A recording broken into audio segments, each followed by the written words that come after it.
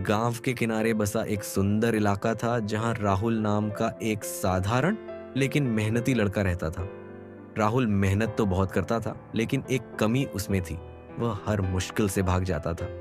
उसे लगता था कि हारने से बेहतर है कोशिश ही न करना। एक दिन गांव में बड़ा मेला लगा। मेले में एक अनोखी पहेली प्रतियोगिता रखी गई थी।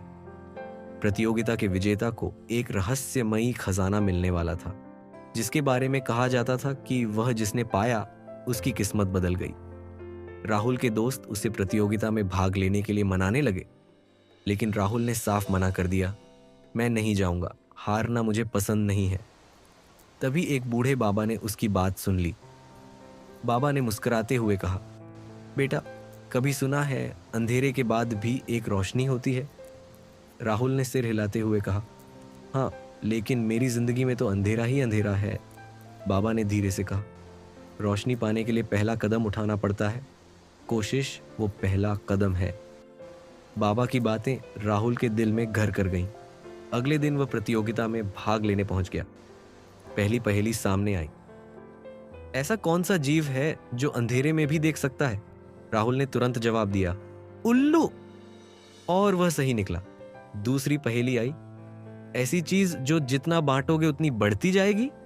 थोड़ा सोचने के बाद राहुल ने कहा, प्यार।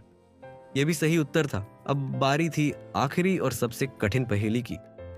अचानक मंच की सारी बत्तियां बुझ गईं। प्रतियोगिता का माहौल तनावपूर्ण हो गया। चारों ओर गहरी खामोशी छा गई। एक डरावनी आवाज आई, अगर तुम इस पहेली का जवाब नहीं दे पाए तो यह खजाना हमेशा के लिए गायब हो जाएगा। राहुल का दिल तेजी से धड़कने लगा। पहेली थी, ऐसी चीज जो दिखाई नहीं देती लेकिन हमेशा साथ रहती है। राहुल ने गहरी सांस ली और बाबा की बात याद की। उसने धीरे से कहा, आशा। अचानक चारों ओर रोशनी फैल गई। मंच पर तालियां गूंज उठीं। राहुल ने प्रतियोगिता जीत ली थी। बाबा मुस्कुराते हुए वहां खड़े थे। उन्होंने कहा, देखा बेटा, तुमने कोशिश की और हार के डर को पीछे छोड़ दिया। यही असली जीत है।